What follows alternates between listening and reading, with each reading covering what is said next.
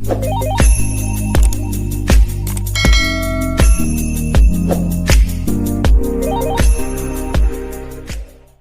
assalamualaikum warahmatullahi wabarakatuh. Selamat pagi semuanya.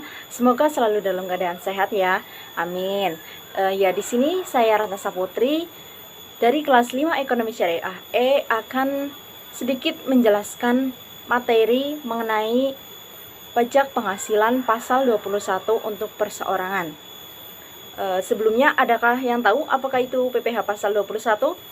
Ya, sudah pasti ya, tapi di sini saya ingin menjelaskan sedikit tentang apa yang saya ketahui mengenai PPh pasal 21.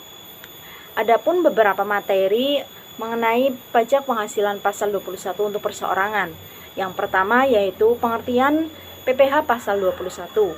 Yang kedua ada dasar hukum PPh pasal 21. Yang ketiga subjek pajak PPh pasal 21. Yang keempat, ada objek pajak PPh pasal 21. Yang kelima, pemotong PPh pasal 21. Yang keenam, ada tarif pemotongan pajak PPh pasal 21. Dan yang ketujuh, penghasilan tidak kena pajak dan biaya jabatan. Ya, baik, untuk materi yang pertama yaitu tentang pengertian PPh pasal 21.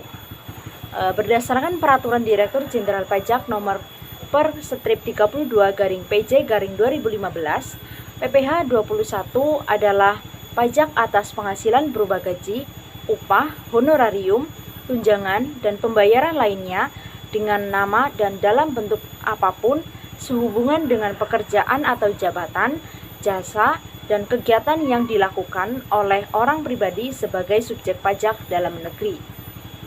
Jadi PPh pasal 21 ini merupakan pajak penghasilan yang mengatur berupa gaji, tunjangan, honorarium, dan penghasilan-penghasilan lainnya yang dilakukan oleh orang pribadi sebagai subjek pajak dalam negeri.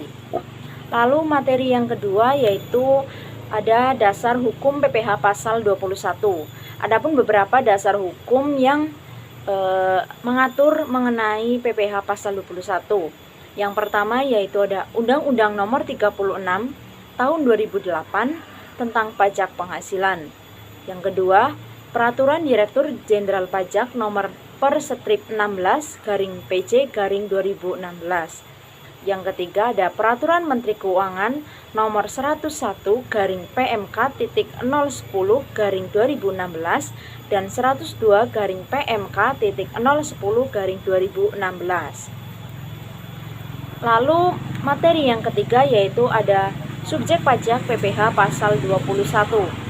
Adapun beberapa subjek pajak PPh pasal 21 ya. Yang pertama, pegawai.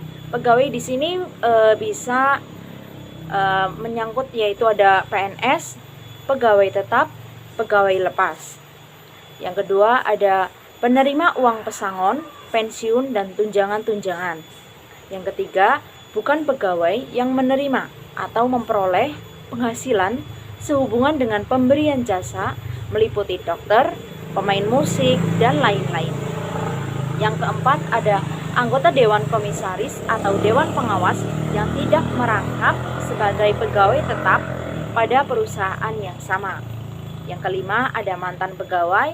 Yang keenam ada peserta kegiatan yang menerima atau memperoleh penghasilan sehubungan dengan keikutsertaannya dalam suatu kegiatan. Jadi subjek-subjek pajak di sini itu adalah orang-orang yang dikenakan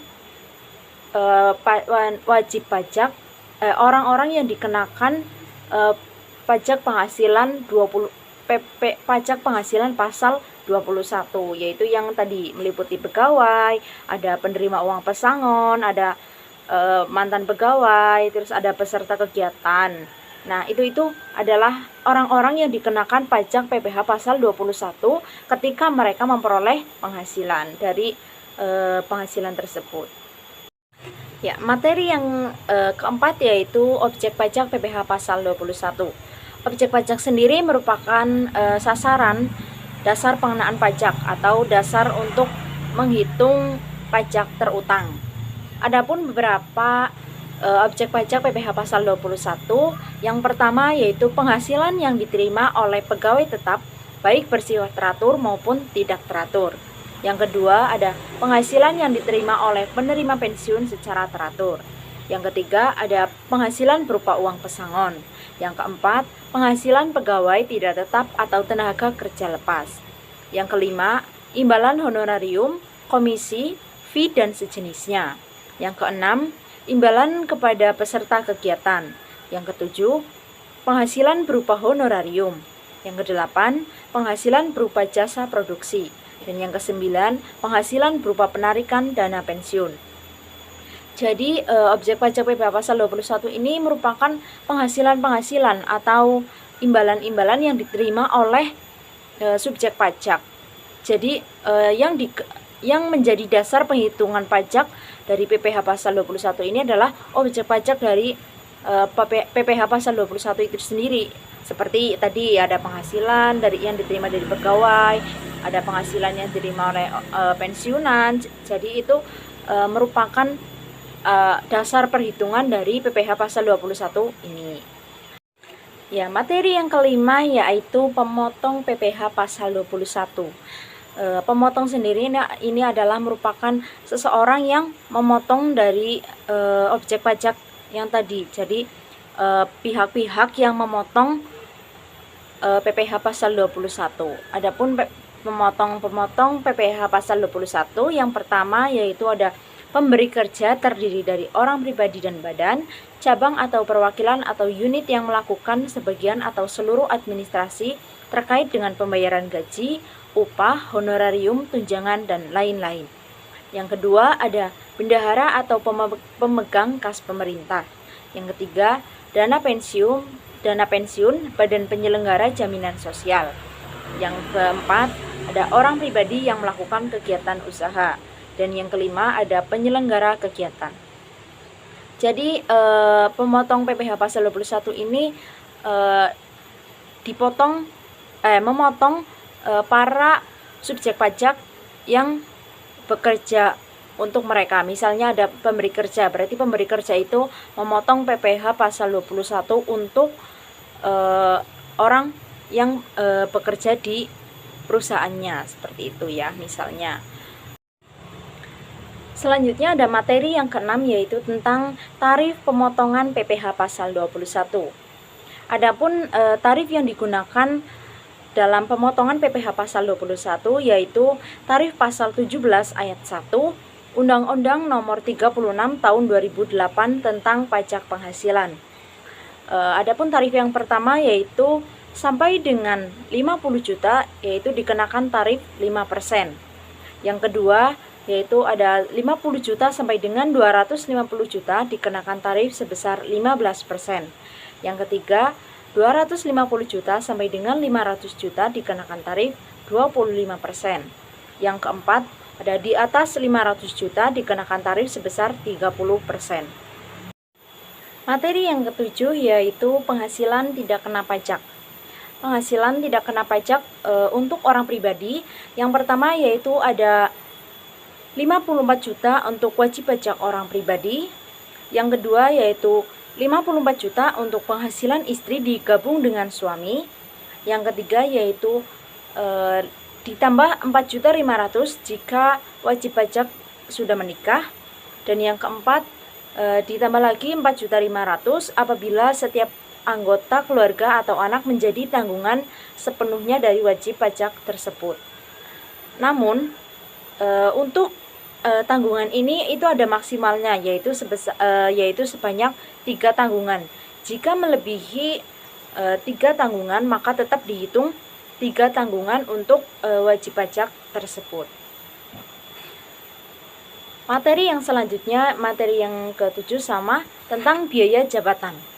Biaya jabatan adalah biaya untuk menagih, mendapatkan dan juga memelihara penghasilan yang merupakan salah satu komponen penghasilan PPh pasal 21 berdasarkan Undang-Undang Nomor 36 Tahun 2008 tentang pajak penghasilan.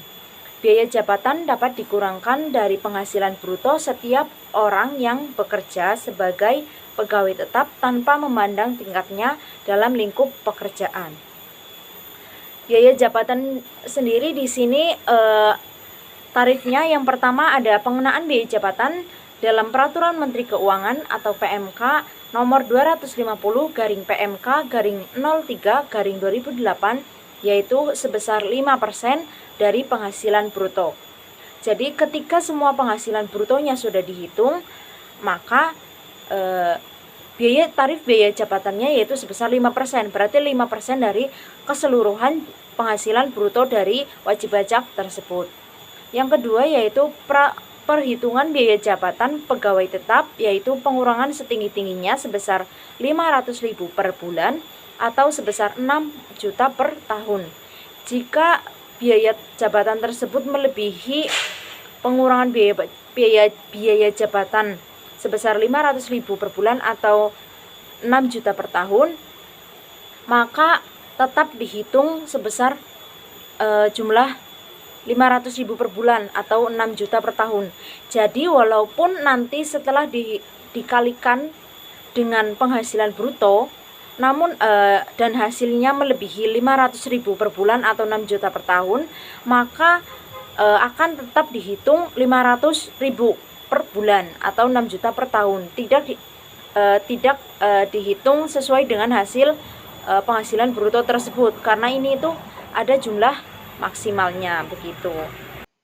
Baik, selanjutnya kita akan masuk ke contoh perhitungan PPh pasal 21 untuk pegawai tetap. Di sini saya contohkan yaitu Andi Kurniawan merupakan pegawai PT Makmur Mulia yang memperoleh gaji sebesar 15 juta per bulan. Andi Kurniawan sudah menikah dan mempunyai seorang anak. PT Makmur Mulia masuk program Jam Sostek. Premi jaminan kecelakaan kerja dan premi jaminan kematian dibayar oleh pemberi kerja dengan jumlah masing-masing setiap bulan sebesar 1% dan 0,3% dari gaji. Andi Kurniawan membayar iuran pensiun sebesar 50.000 setiap bulan dan iuran jaminan hari tua sebesar 2% dari gaji. Hitunglah pajak terutang PPh pasal 21 dari Andi Kurniawan. Ya, selanjutnya kita akan menjawab ya. Untuk langkah pertama kita masukkan gaji sebulan dari Pak Andi Kurniawan yaitu sebesar 15 juta rupiah.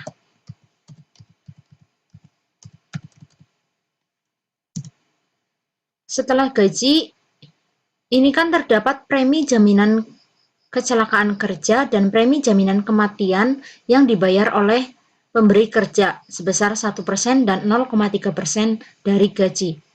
Berarti ini adalah menambah penghasilan bruto dari Pak Andi Kurniawan.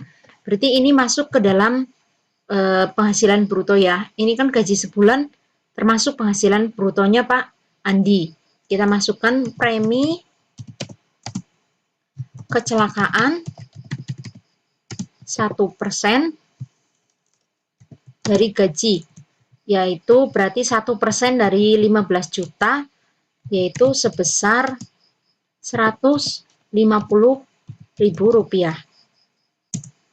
Selanjutnya ada premi kematian,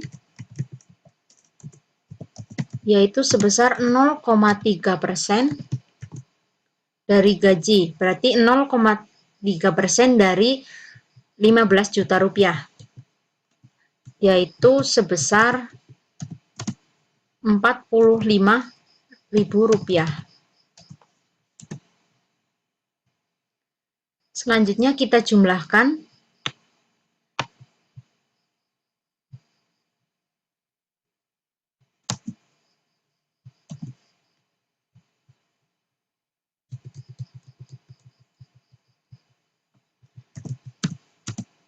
Rp150.000 ditambah dengan Rp45.000 yaitu Rp195.000. Ini untuk premi kecelakaan dan untuk premi kematian sebesar Rp195.000. Selanjutnya untuk mengetahui penghasilan bruto dari Pak Andi Kurniawan, kita jumlahkan antara gaji sebulan dengan premi kecelakaan dan premi kematian, yaitu sebesar Rp15.195.000. Nah, ini sudah ketemu penghasilan bruto dari Pak Andi Kurniawan.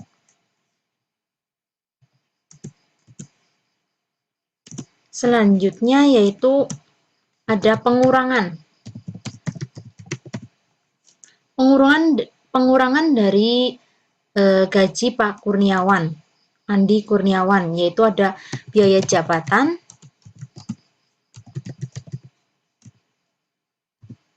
sebesar 5% dari gaji pokok sebulan, yaitu berarti sebesar 750.000. Karena ini melebihi 500.000 per bulan, maka kita tetap tulis 500.000. Selanjutnya ada iuran pensiun.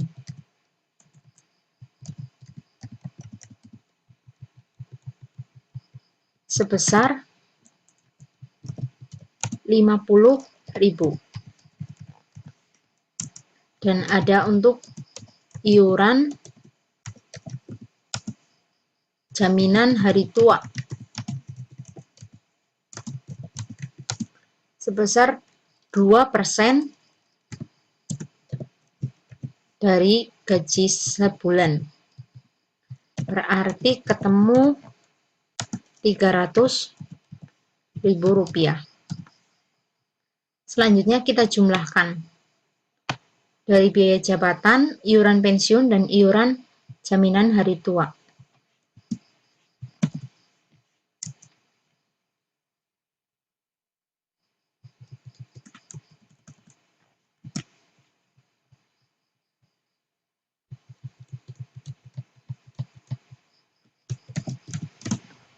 Ketemu Rp850.000.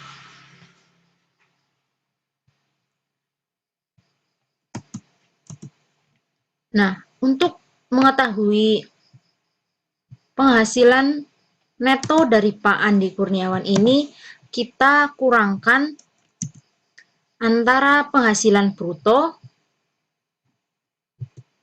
dengan pengurangan ini ya. Berarti ini ketemu penghasilan neto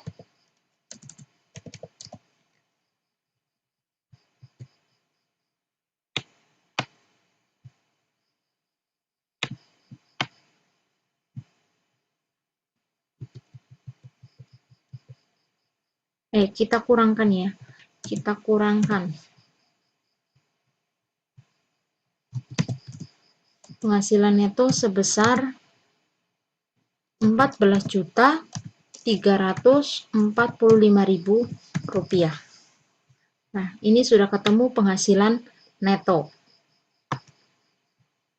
Selanjutnya, dari penghasilan neto ini kita kalikan 1 tahun.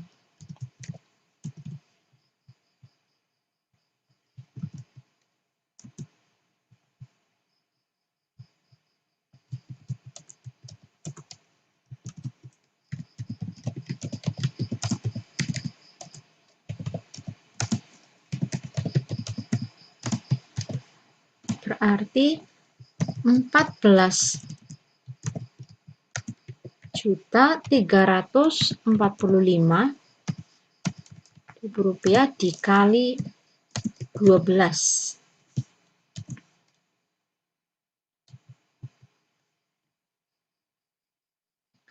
Ketemu hasil yaitu Rp172.140.000.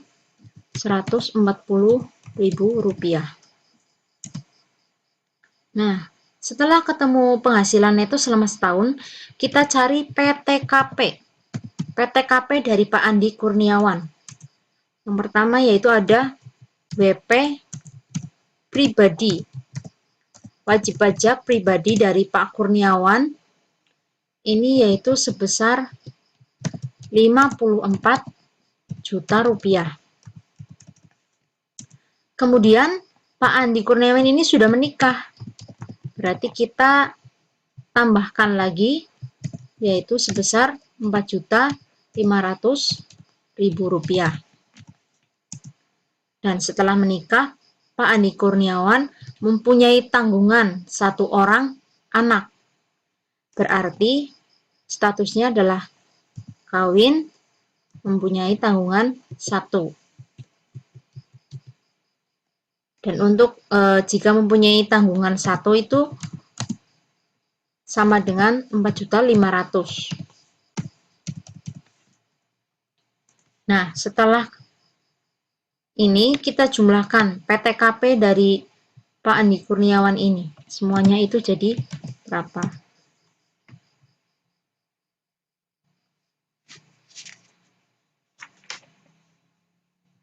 Nanti PTKP dari Pak Andi sebesar 63 juta rupiah.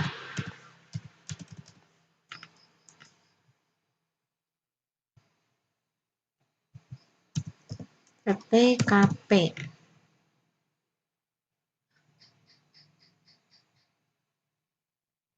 Nah, setelah ketemu PTKP dan penghasilan neto dari Pak Andi ini, kita kurangkan antara penghasilan neto dengan PTKP.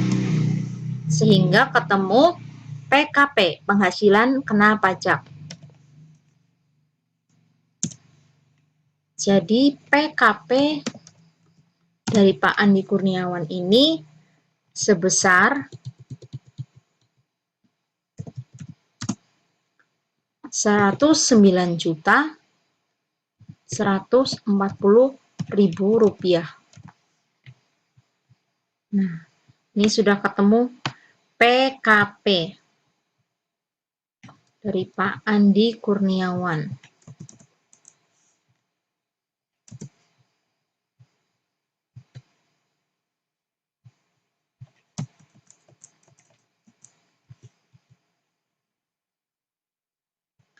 Nah, setelah mengetahui PKP ini, kita lanjut ke lapisan pajak.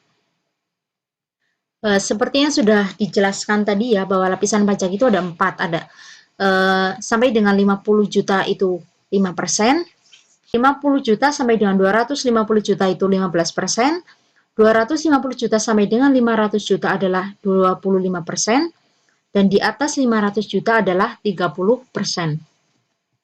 Jadi kita ketahui PKP dari Pak Andi ini adalah sebesar 109.140.000 rupiah.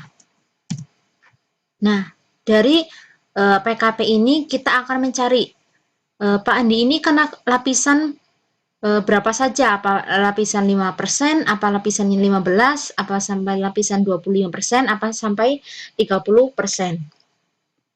Untuk lapisan yang pertama, yaitu sampai dengan 50 juta. Karena ini Pak Andi, ini PKP-nya 109.140.000 rupiah, berarti ini sudah melebihi 50 juta. Berarti ini otomatis sudah kena lapisan pajak yang pertama. Lapisan pajak yang pertama itu tarifnya sebesar 5%. Berarti 50 juta dikali 5% yaitu 2.500.000.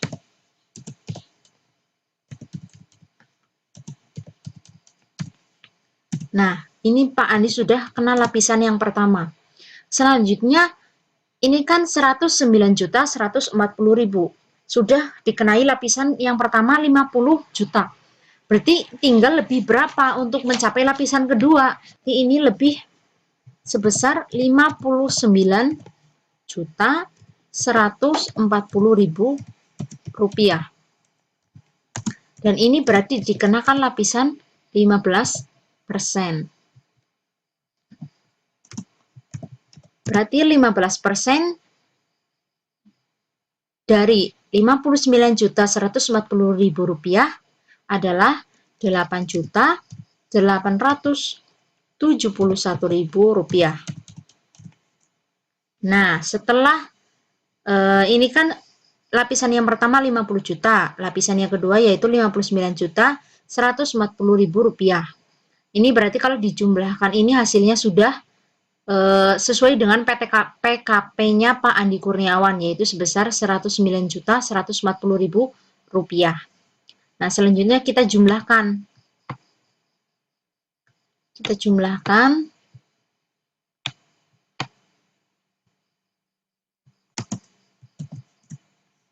Berarti ketemu hasil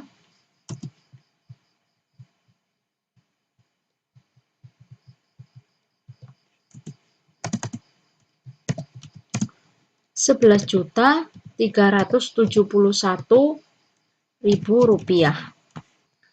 Nah, setelah kita menghitung lapisan pajak dari Pak Andi Kurniawan ini, kita dapat ketahui bahwa pajak terutang PPh pasal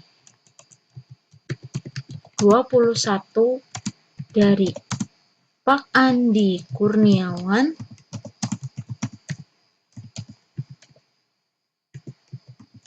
yaitu sebesar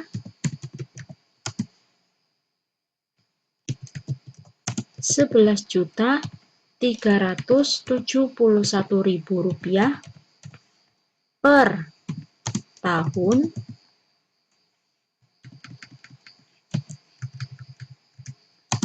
atau sebesar